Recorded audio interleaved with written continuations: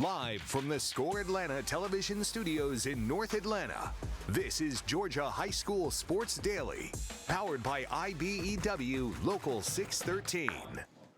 All right, want to welcome everybody to the Georgia High School Sports Daily, powered by IBEW Local 613. IJ Rosenbrook, Craig Sager. You haven't seen a lot of me. I've been busy. We're letting Najee and Craig handle the show. You guys have been doing a fantastic job, as well as all our producers in today are Graham David and Ashley Carey. Craig, how you doing? I'm doing well. Yeah, I thought yesterday's show was fantastic with the White County kids coming in from Media Day. I really loved that, and they were very impressive. I heard Ashley told me that we ought to go in and hire them. This is going to be some stiff competition. Yeah, Griffin, Amelia, they look They do it right. Go. They showed us some of the work they've done. It's professional. It's pretty outstanding. Yeah. Well, you know, White County, it's interesting you bring up White County. When, you know, we talk about the movement of players, you know, for all the sports now. But back in 1978, we brought in a kid, Melvin Dorsey, big running back from White County, went to the North Georgia Finals that year. But White County obviously it produces a lot of good athletes, but they produce a lot of good TV people. All right, let's get to the fast break headlines real quick, Craig. Yesterday, because, you know, we talk high school, but, you know, a lot of kids are playing in the NCAA tournament. Surprise, I guess Clemson was the big surprise yesterday. Yes, it was. I thought they just got off to a pretty dreadful start. We're behind the entire time. That one's disappointing. I don't know. I thought the Wofford-Tennessee game was interesting, and there's a lot of kids that I feel like are going under the radar in the state of Georgia that Wofford's been picking up. And, I mean, they hung around with Tennessee. That was a fun experience, and I think that's a team that if they keep hitting Georgia hard, they can build a team that actually just meshes well and has a unique identity. And your Bulldogs, man, what happened? They couldn't shoot. They couldn't hit side of the bucket. I mean, it was crazy. Yeah, I'm really glad I didn't come on the show and pick them to win it all. That would have been tough to recover from. Yeah, but anyway, all right, let's get to the fast break headlines. Logan Peralta, I hope I pronounced that correctly, delivers Decula basketball walk-off win over Collins Hill. Logan's game-winning hit in the bottom of the seventh inning with 2 outs and a 3-2 count brought home 2 runs as Decula pulled out a 6-5 walk-off win over Collins Hill in Region 8, 6A basketball. Logan finished 2 for 3 with 2 of his team's 5 hits. Not a lot of hitting, a lot of good pitching. Late game heroics made a winner out of the pitcher, Reed. These names today are not great. Dizlowski, who pitched 2 and a third innings of scoreless relief. He struck out 2 and gave up 2 hits. Jacob Mayfield started the game on the mound for the Falcons. He is now 7-9, 3-5 in the region. The Falcons are 7-9, 3-5 in the region. Who clinched the 3-game series with Collins Hill. Collins Hill, by the way, 10-8, 5-6 in the region after a 14-win Monday. He struck out 2 and gave up 2 earned runs over 4 innings. Decula's other offensive contributors included Garrison Harrison, had a hit, 2 RBIs and a run, and M.J. Allen, 2 hits and a run. Collins Hill's top hitters were Aiden Wakefield, 2 for 4 with a run and 2 stolen bases. Noah Alvarado, 1 for 3 RBI run, walk-off, stolen base. And T.J. Wilson, 1 for 3, 2 RBIs, a walk, and a stolen base. So Decula gets the win. We've got Najee with us. He's going to get to our second headline. Baseball wins on Anthony Ponzio's walk-off winner. It hit it to the right center gap. It brought home Gus Steve for first base for the game-winning run Wednesday as Hebron Christian defeated Hart County 9-8 in 8 innings of Region 8 2A baseball. Brody Lewis, he went 2 for 3 with 2 RBIs. Thomas Stallworth was a 2-sport athlete star, was 2 of 3 with 2 RBIs, and James McGirt was 1 for 3 with a run to lead the Lions hitters. Lewis pitched 4 innings with 5 strikeouts. He gave up 1 earned run. The Lions are now 11-7 overall, 4-1 in the region. And get this, Craig, they've won 3 consecutive games. Hebron Christian may be a sleeper, might be a team we have to pay attention to in the private classification. Yeah, as soon as I moved them from number 3 to number 7, they're on a tear. So that was a good highlight. Have to adjust it. That was a good highlight, by the way, if you got a chance to see that. All right, Yes, Notch, sir. you got All right. headline 3? Yes, sir. All right, Mason Schmidt and Braden Crabb, they break school records in Decula win. We don't always talk about them in Boys of Cause, but I wanted to highlight them in their 17-2 victory over Peachtree Ridge this past week. Schmidt scored a school record 10 goals, and Crabb had a school record 10 assists as the Falcons improved to 7-3.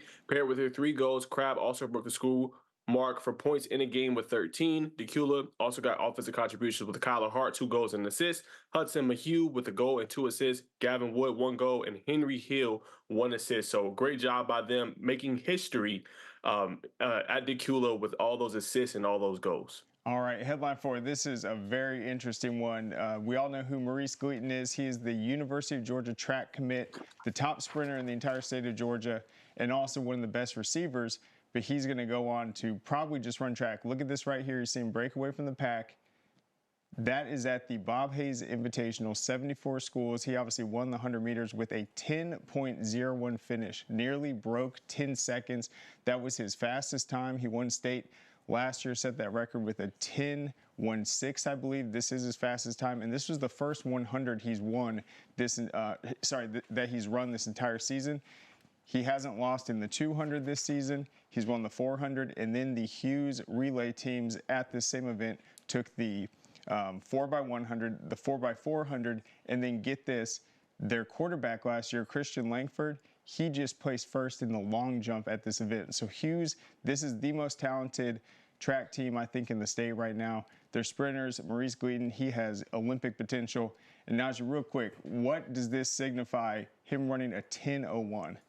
I mean, it's significant. I mean, that's just special, Craig. You don't see high school athletes run that kind of time, right? Most guys, Craig, when we put this in the context, they're trying to run sub 11. You know, he's darn near at a sub 10 in high school. That is incredible. I think he has a potential chance to be an Olympian one day. When I say Olympian, like actually winning the event, I mean, he is phenomenal. I know he's going to Georgia for track, but just to be able to do that this early in the track season, just says a lot of his talent.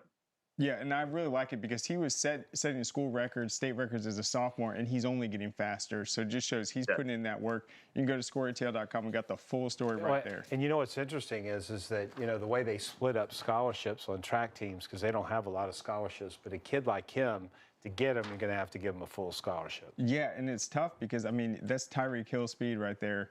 He can play football. We saw him in the state championship torching Milton Secondary in that first half. So, I mean, he's good enough without a doubt. But he's so talented at track. He's got an opportunity to really be one of the best sprinters in the world. Yeah, we'll be talking about him more. Okay, headline number 5, Walker holds off Mount Perrin to claim Cobb County Championship.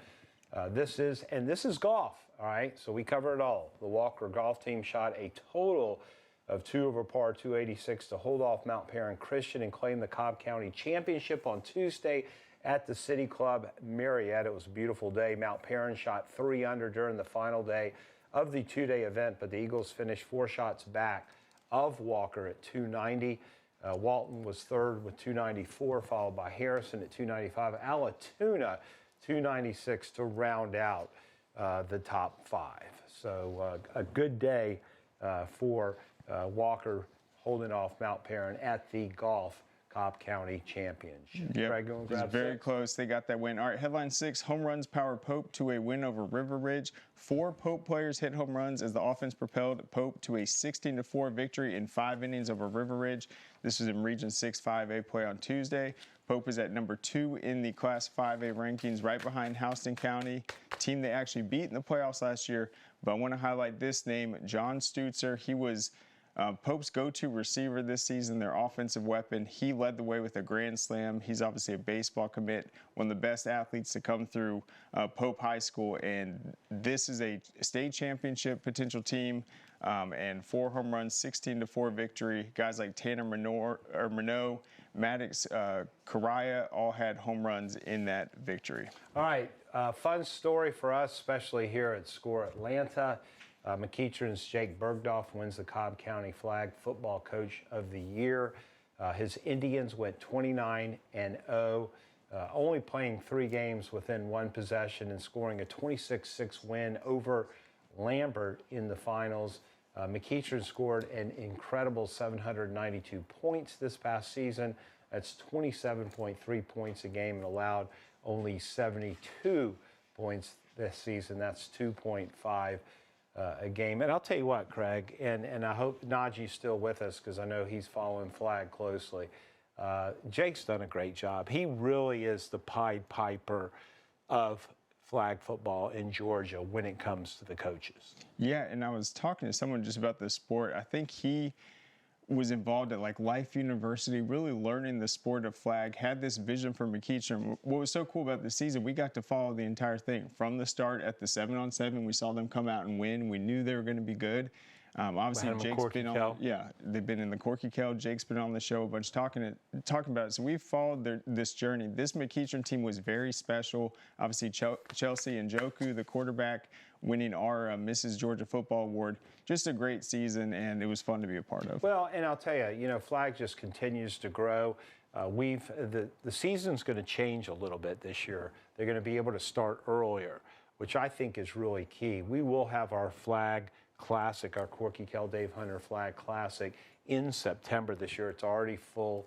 We'll play that again at West Forsyth. We've got the top teams in the state coming there. We also will have our 7-on-7 again, which will be a much bigger tournament this year, which will be in July. So, flag football just, it really continues to do extremely well. Wanted to bring up a couple of things that are, Seth Ellerby, who's our guy in Macon, Score Atlanta, has been with us for many years, does a fabulous job with the scoreboard with help from you and Najee and Max and Hayden and the rest of the Score Atlanta staff. If you do get a chance, go to the AJC.com because we have built a new scoreboard for them. So not only can you go to Score Atlanta and get all the scores, but now you can go to AJC.com and get all the scores. We used to have the live scores on AJC.com as for football, as well as listing all the other sports. But now we've got that big, complete scoreboard for the AJC. And the Atlanta Journal-Constitution, Craig's been a really good partner for us. All right, coming up, we've got an interview with Sean Weatherspoon. Many of you will remember Sean from his days with the Atlanta Falcons. A lot going on today. We've got some surprises later in the show. You are watching the Georgia High School Sports Daily, powered by IBEW Local 613. Great teams are committed, focused on the details, and work hard to be their best.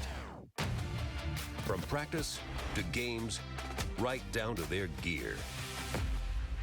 Your field is a critical part of the game that allows your athletes to showcase their athletic abilities. Sports Turf is committed to bringing your team innovative sports surfaces with unparalleled performance. You bring the vision. Our team brings it to life. This makes my dad proud. He went through his whole career as an employee. Now I'm the employer, something he didn't achieve. We are signatory to IBEW and do IBEW people wherever we go that we feel like they are faster and better than any of our competition. The advantages of being a signatory contractor is you're trained employees. You have unlimited manpower. It allows me to bid on jobs that I ordinarily would not go after. We celebrate the athletes, the buzzer beaters, the record breakers, the wins. Now, it's time to celebrate the people behind it all. The advice givers, the community shapers, the game changers, the life changers. It's time to celebrate our coaches. Join all of us at BSN Sports and show your coach some love by sharing their story with #ThankYouCoach. Man, you know how to do this? Man, I don't even know. I was flipping burgers last week. Violation, unsportsmanlike conduct, impersonating a craftsman. Skilled trade unions are well-trained career pros, not part-timers. Construction is a rewarding and lucrative career with the advancement potential, but you have to do it the right way with the right training. Learn how you can be a pro. Find your career at GeorgiaConstructionCareers.com. Georgia High School Sports Daily is brought to you by the International Brotherhood of Electrical Workers, Local 613.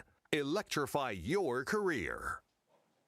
All right, want to welcome everybody back to the Georgia High School Sports Daily. Of course, we are powered every day by IBEW Local 613. Graham David and Ashley Carey producing the show today, and I've got Craig Sager to my left. We've also got Najee on Zoom. I want to bring on an old friend, Sean Weatherspoon.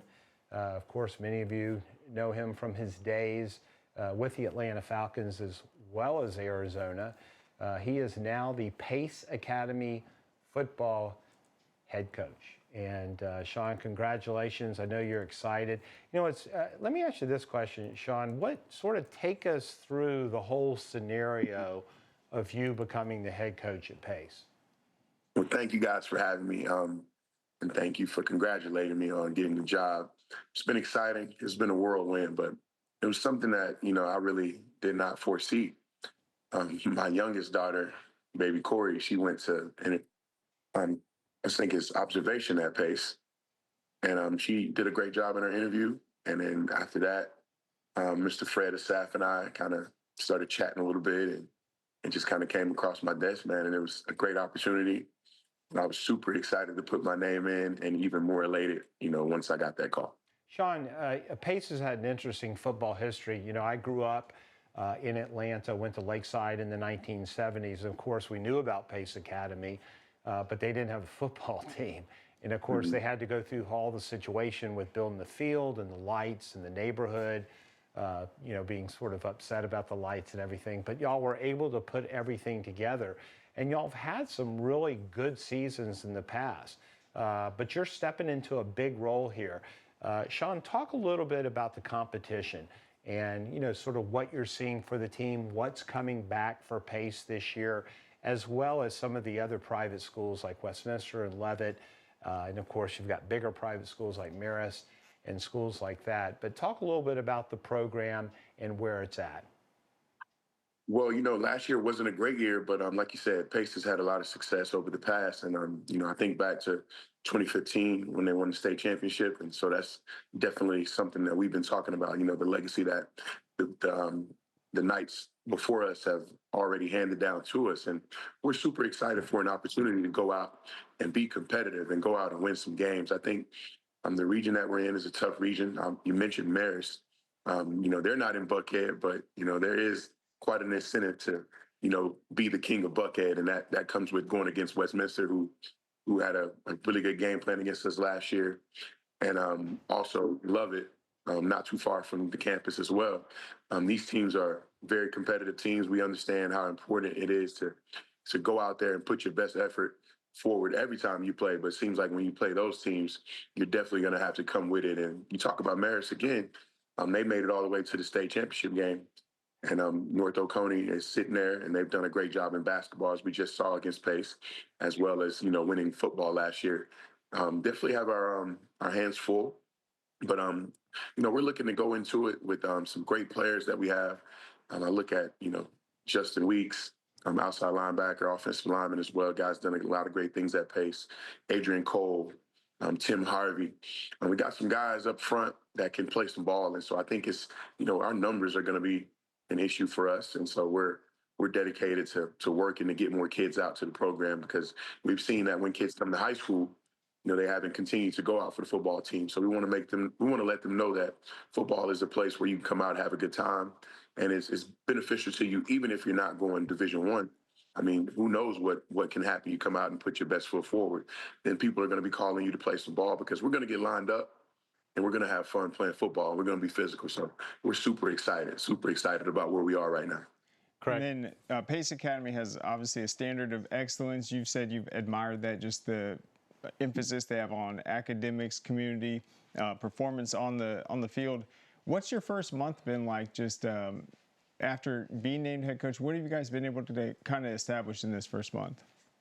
Well, man, we really had an opportunity to, get me in front of the kids. I'm in that weight room in the morning on Mondays and Fridays, and then in the afternoon on Wednesday. That's, go through there and really, show those kids that I'm excited about what they're doing. And, man, we have a strength coach in Gary Wilkins that's really spearheading the program right now. And so we're all just, I'm meeting parents. I'm meeting younger siblings that might be coming to Pace, man, it's been a whirlwind. And just getting the staff together has been something that's really been on my desk. But I don't start until the 31st officially on campus with an office. So I'm super, super stoked to be a part of the program. But, man, just really assessing where we are. I've been watching tape. I spoke about the Westminster game. I haven't got as far to see the Lubbock game yet, but I'm watching it and seeing what we can do. I want to lean into what we do great. And then whatever we're having trouble with, we're going to, focus on that as well. And so I think the kids are just excited that someone with a positive attitude, someone that's young and vibrant. Well, I like to say young, but, they're excited to have me there, and their parents are super excited to be a part of it. And I think we have just a great, great aura right now, and we just got to continue to build on that so we can have a great summer leading up until summer camp. Well, Sean, I'm very familiar with you. Was at the Atlanta Journal-Constitution for many years, from 85 to 99. And then, of course, your career at the Atlanta Falcons, which was a great career. You were drafted number 19 to the Falcons in the 2010 draft out of Missouri after a great career at Missouri. 67 games, 330 tackles, 25 tackles for loss, and 2 interceptions. Tell us where you think the Falcons are today. I know that I can imagine that you follow them closely, but where do you see the Falcons going into this upcoming draft, but also going into the 2025 season? It's interesting that you say that, because I know it goes back to, last year, them hiring Raheem Morris, a guy who I played against, played for. So I'm super excited about what they have going. I think this offseason has been a little bit, I'm like, that move. But, we're filling in the right slots. And then we got the draft. So hopefully we can bring in some guys that can come in and contribute right away. But I think we're in a situation where we have the quarterback. We have the left tackle locked in to support him. The offensive line seems to be strong enough to where they can tell the starting center to go somewhere else. I think the Grady Jarrett move kind of shocked me, but to me, it just kind of falls on the sport of the Kirk Cousins contract. But, I think Terry Fontenot has done a good job so far. I think that we haven't seen the result we wanted to see, but this season will be a great opportunity for Michael Penix to get a full clip. And I call it full clip, meaning you going into the season knowing that you're the guy and everybody's rallying around you. And with his arm talent, his moxie, I think he's definitely a guy that can go out and make some things happen. One of the most accurate passers that I've seen play for the Falcons. I played with Matt Ryan, and he was a guy that could put the ball on the money. So if you have a good quarterback, it seems that Atlanta is going to be in a situation where they're around the playoffs and have a chance to be that number 1 seed. So we got big aspirations, and I'm ready to see it. So I want to see that defense strengthen up, get a little bit tighter. It's tough losing Grady, but it's an opportunity for some younger guys to step in and fill his shoes. Sean, and we're talking to Sean Weatherspoon, the new Pace Academy football coach. Sean, what do you tell these kids in the locker room? You obviously were a great player at Missouri, had a great NFL career. So you're a little bit different than 99% of the other high school football coaches in Georgia. But so, what is going to be your style as head coach when you talk to these kids? Well, there's going to be some non-negotiables. We're going to run to the football on offense and defense. He who runs to the football will have good things happen to him. I truly believe that. And so we're not going to be a hesitant group. We're going to go out and be offensive on defense, and on offense, we need to run that football. So I think when they listen to me, the other coaches can say it, but when I say it, it holds a little bit more weight, because they played on Madden with myself, or maybe, their parents have talked about my game or something like that. But I feel like they have a voice that they really can relate to. And I think that's what's going to be the difference for us, because I'll be able to speak to the Adrian Coles, the Justin Weeks, the Tim Harveys in a way that it resonates with them. And I just want to give them, kind of the blueprint to navigating a football career, because it's a tough career. But hey, it's fun if you put it all in and you buy into what you're doing. Well, Sean, I want to wish you the best. Always a big fan of you, both on the field and off of it. I sort of compare you to Grady Jarrett. Both you guys were really good football players, but even more importantly, I think what y'all showed off the field was really important. So we wish you the best of luck, and we'll have you back on. Most definitely, man. I'm here when you guys need me. Thanks for having me. Thanks, Coach. It's going to be interesting, Craig, isn't it? Yeah, so it's a big pickup. 8 straight playoff have ended in the first round, but last year their defense was the real deal. They bring in a defensive guy. I think all they need is the offense. They're going to make it far.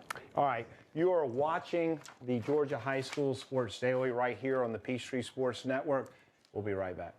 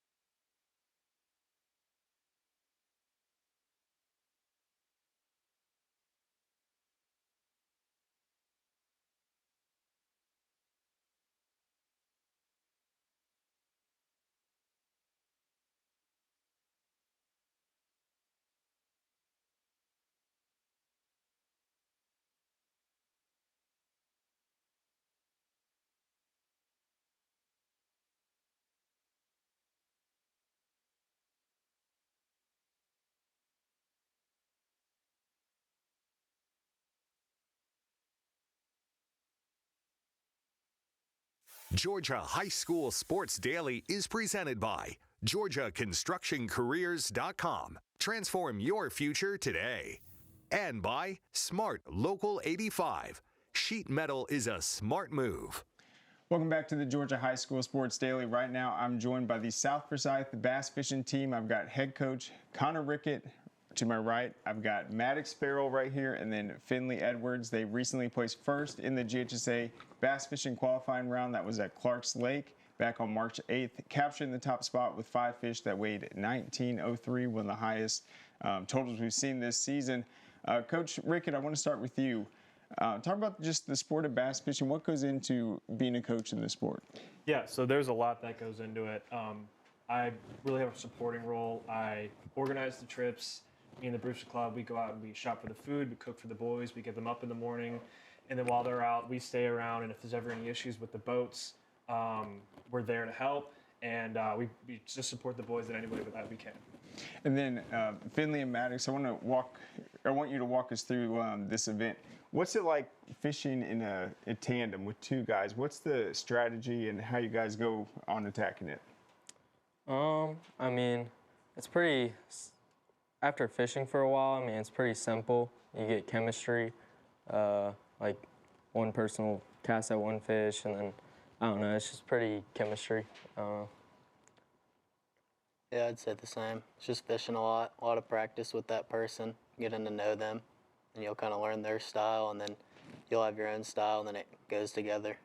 And so do you guys feel like you have a similar style? Did you grow up fishing the same spots? Yeah. Yes, sir. Yes, sir. Yeah. Okay, and then talk about the sport, how you guys got into it and just the opportunities it's opened up.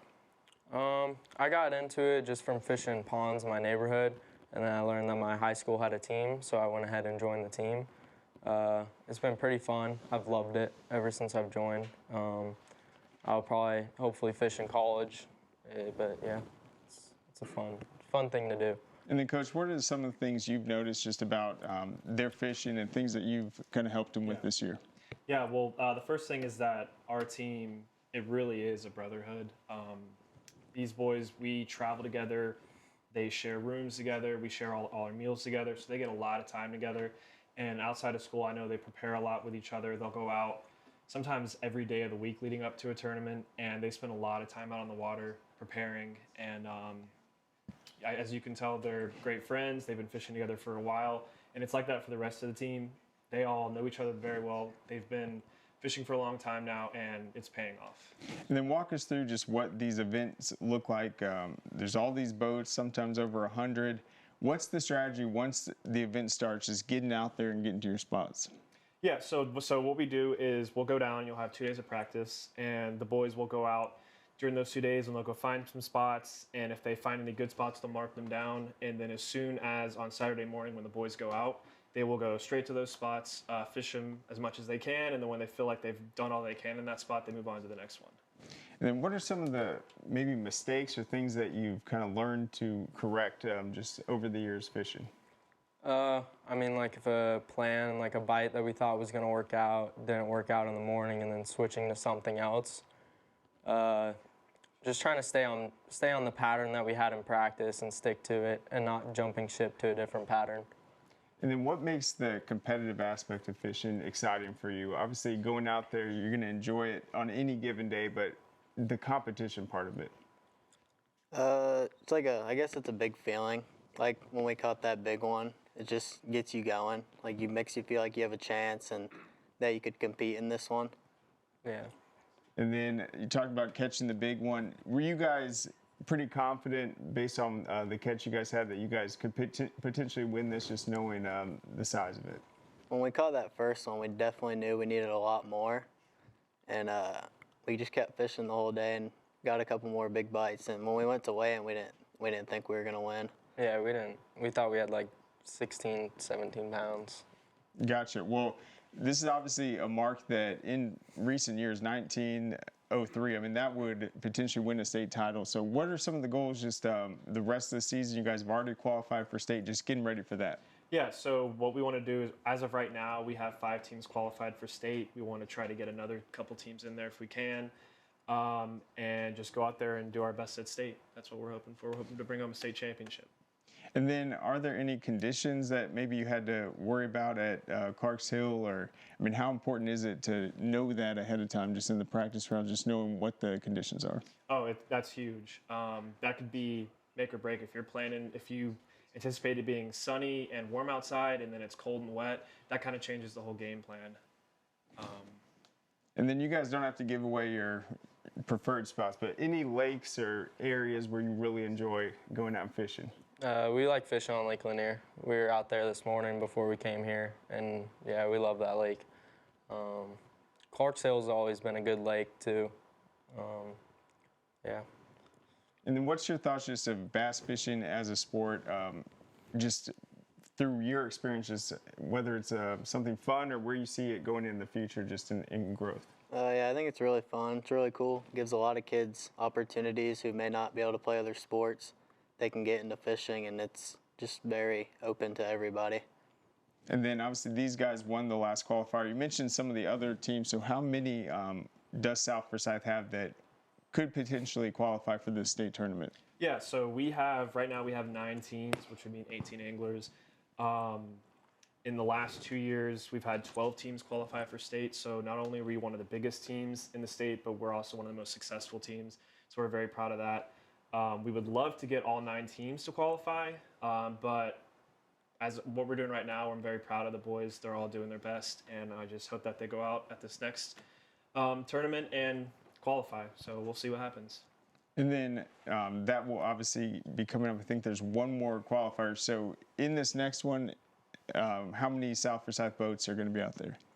Well, this one, because it's at the end of spring break, I think we only have 3 boats that are participating in it as of right now. But I think all 3 boats are looking to qualify. So I'm hoping maybe we can get 3 more into the qualification. And then you guys have had some success in the past. Looks like you guys have placed 4th in state. Is that the highest South Forsyth's been able to have so far? I believe so. Okay. And then how many years have you been in this role? Yeah, so this is my 3rd year coaching. This is my 2nd year as head coach. The first year, our team's founder, Scott Merlane, he's an admin at the school. He was the head coach and I was his assistant, and he showed me the ropes. And then when he had to step down, he's still working as admin, but I had to step up as head coach. And so he supports, and the rest of the admin, they support me on the side. And we have, I would say, the world's greatest booster club. They do everything for us. And then most importantly, the reason why I think we're so successful is our alumni. We have alumni that come back, and they come and they captain the boys, they give the boys advice and tips, and they really help us grow the program. So I think the key for us is the alumni.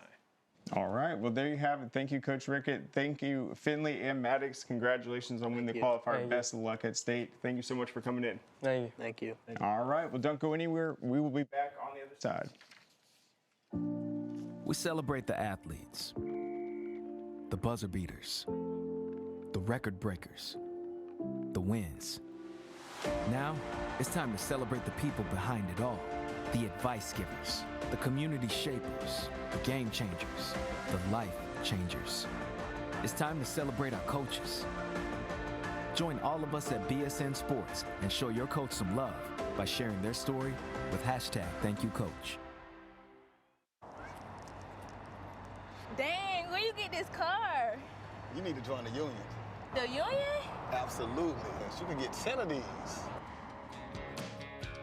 Union construction workers earn the highest wages with the best benefits and the most protection in the construction industry. Find your career in construction. Go to GeorgiaConstructionCareers.com and start your future today.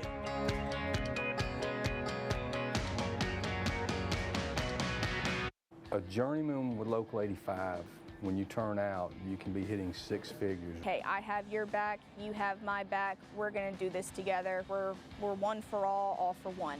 College just wasn't for me.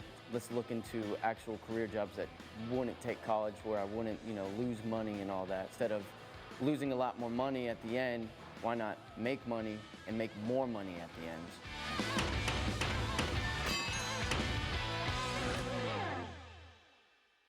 What happens after you graduate? Will you go to the next level? Will people have your back in the heat of the battle? Will you still train like a champion in pursuit of greatness?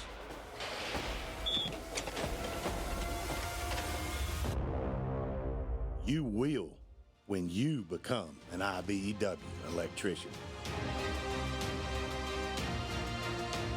Join our team. Visit IBEW613.org. All right, welcome back. IJ Rosenberg, Craig Sager. I want to welcome you back to the Georgia High School Football Daily right here every day, Monday through Friday on the Peachtree Sports Network. Want to welcome in friend Bill Stewart. How you guys doing? Bill, how you doing, my friend?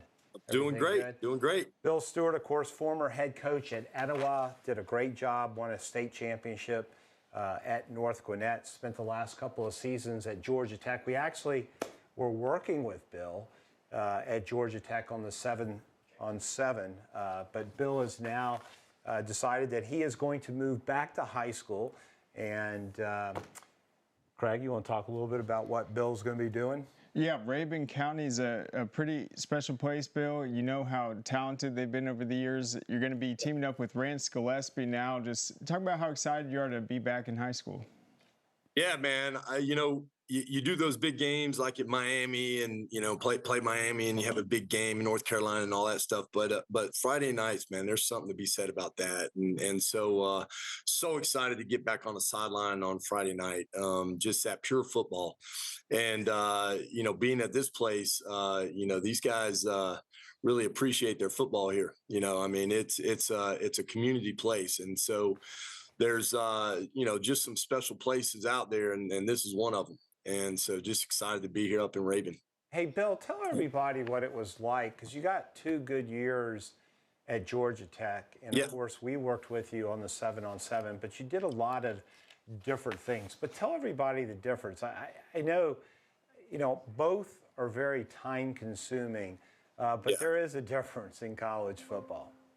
Yeah. The detail in college football, you're on this, you have these XOs program and all this stuff. And really, your coaches aren't teaching either. They're not in a classroom, whereas a lot of the time gets taken up where you may have a coach teaching history or math or anything like that. Well, in college, you're just locked in doing those things. So you can come up with so much information, really you can get over inundated with that information too. But that I would say, the more detail you can go into your game plans and things like that, I think, although, you are doing that in high school, you just can delve into it even more because you really don't have your other responsibilities. But you do a lot of recruiting. And so whereas you think you're just doing football, you're not. You're really a huge part of the time that gets consumed in college is done by recruiting also. So that makes it so that, you are doing 7 days a week and either you're on the phone or you're meeting recruits on the weekend or things like that too. So yeah, there's a difference when it comes to that. Yeah. Bill, you got to take us, before we leave Georgia Tech, you got to take us back to the Georgia game. That was, we were up at Buford that night doing the game with your old school North Gwinnett. Yeah. But wow, what you had to be so high, so low, so many different times. Yeah. And, times where you're just like, okay, now we're going to win it. And then it would be another overtime. You're like, all right, now we're going to win it. And just so many times where we had an opportunity to make it happen there. And it, it's just one of those ones that you think about over and over and over again. And you never get over, because the margin, and it's for them to, the margin between winning and losing a game like that is really inches. It really is. And just making one critical mistake and that costs you in the game and those kind of things. But we kept fighting and we kept being resilient and both sides were doing that. And unfortunately we ended up on the wrong side of it, but yeah. Yeah. Craig and I would probably decide that you're one of the really top coaches in the state. We've always felt that way. Back in 2017. We had the opportunity to watch you, in your first year at North Gwinnett win a championship, which I know was extremely exciting. You went 14-1 that year. Without saying too much or say as much as you want, how important is it for you, though, to eventually get back to that head coaching role in high school? Yeah, really, it's not really something that, man, I have to be a head coach. And to be honest with you, this is going to be so much fun working for Rance. And, obviously he's a great coach that's won a couple state championships. And so I get to be a part of his program. But man, I love the head strength coach thing, and I love the defensive coordinator part of football. Those two things are things that I've missed dearly over the last 2 years. So whenever I can get in there and really, I don't have to have that head coach tag on my shoulders, as far as other responsibilities that comes with. But man, it's a lot of fun to just be able to focus on the strength program and be able to focus on coordinating the defense and coaching linebackers and those kind of things. So very passionate about those things and love doing it. I had so much fun doing that before for, Shannon Jarvis and Cecil Flo and Sean Callahan. And so those times for me are so memorable, just as much as being a head coach are. And so this community, it's just going to be great to be a part of it. Yeah, Coach Stewart, I want to ask you just about your region a little bit this year. Seems to be a trend just with all these coaches coming into it. With you got Coach Gregory now at Commerce, former Collins Hill coach. Coach Dyer's taking over for Coach Jarvis. He's obviously been at Archer. So I know Rabun County is a new scenario, but there's a lot of Gwinnett coaches. What do you think's been appealing about going to these smaller schools where, the entire city community comes out to support them that has made these jobs very appealing? Yeah, I've been talking to our kids about that. I know guys that are in this league, and in Athens Academy, Robert Hill and Josh Alexander, those guys, were at Parkview with me. And so we'll play them. The thing that's appealing to it is that it's pure football. Sometimes even in the metro things get tied up a little bit, but these communities, when you go around, me and my wife fell in love with this place when just walking around, and Rance and his wife are from here, and so my wife being able to spend time with his wife and walk around and kind of get a feel for this community and just all the people that they know, you realize how close knit these communities are and this county is, and so that's the appealing part. It's so family oriented, and you just really feel good about being part of the community. And so it's appealing to coaches. You spend time in the metro, you spend time in college, and that's what is appealing to it. And it's not that it makes it, it's relaxing, because you're still going to be competing, you're still going to be coaching, you're still trying to make young men successful and grind it out just like you would do if you were at a 7A program, 6A program, or in college, it's football's football, and it's still the same agenda when you put the ball down and go. All right, so tell me, what are you going to do every day without Tim McFarland? You and Tim McFarland saw each other for like that's my dog. That's right. That's right. No doubt, man.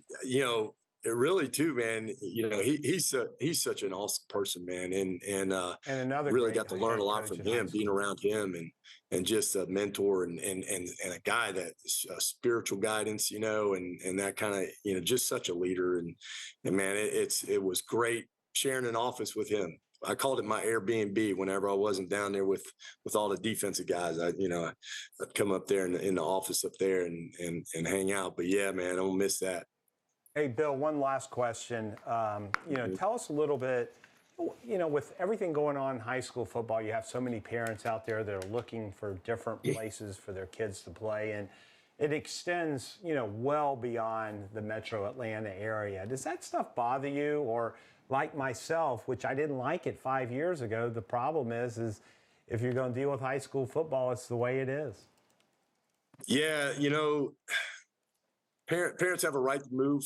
Obviously, if they feel like, man, it's not working in one place and they're going to move to another. Where you get the problem is when people are out, really recruiting the thing, and that kind of thing. There's people are going to move just once in a while. I get that. I had to make sure I turned the light back on. Oh, that's right. right. But yeah. I mean, and there's just times people move just to get a change of pace and those kind of things. And so really the matter is just, you're building the program as great as you can and you're retaining and going from there, man. But yeah, but beyond that, yeah, that's high that's school one of those football. things that's just going to happen. It's high school football. Bill, we're going to wish you the best of luck. We've always been big fans of you. I know appreciate you and Lance will do a great job up there, and we'll get a chance to see a former Raven County quarterback in college this year. I think it's going to be the starting job. Yeah, the most exciting region. I can't wait to see you guys out there. Thanks, Bill. Appreciate it, buddy. Excited. I'm glad to be here. Yep. Appreciate it. I tell you, he is, in my opinion, one of the top 2 or 3 coaches in the state. Oh, no doubt. Yeah. And he coached the linebackers at Tech last year. That defense in Raven County is going to be really good. All right, we're going to be right back. We've got a surprise for you. You're watching the Peachtree Sports Network.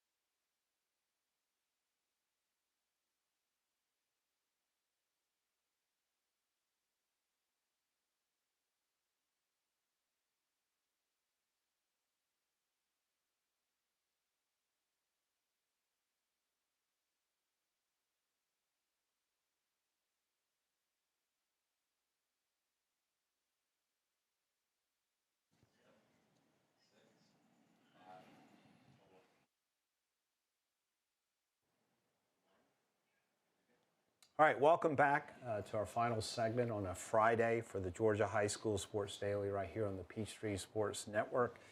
And Craig, basketball season, high school basketball season is over. Of course, we're in the middle of both the men's and women's NCAA tournaments. We'll see the NBA playoffs start off. And we also will see the Atlanta Dream crank it up in May. And we've got some guests today that are sort of checking out our studio here at Score Atlanta and wanted to talk a little bit about the Atlanta Dream.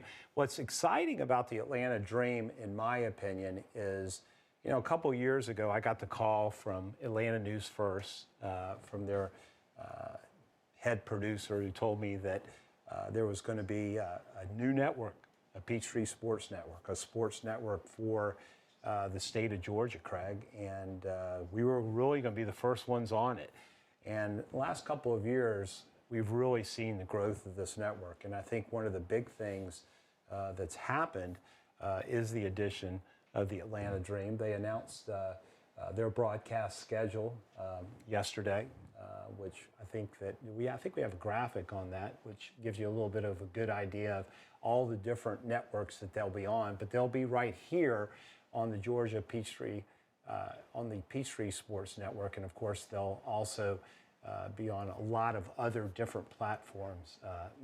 Craig, it's amazing, and I want to bring Najee in on this, on sort of what's happened with the WNBA.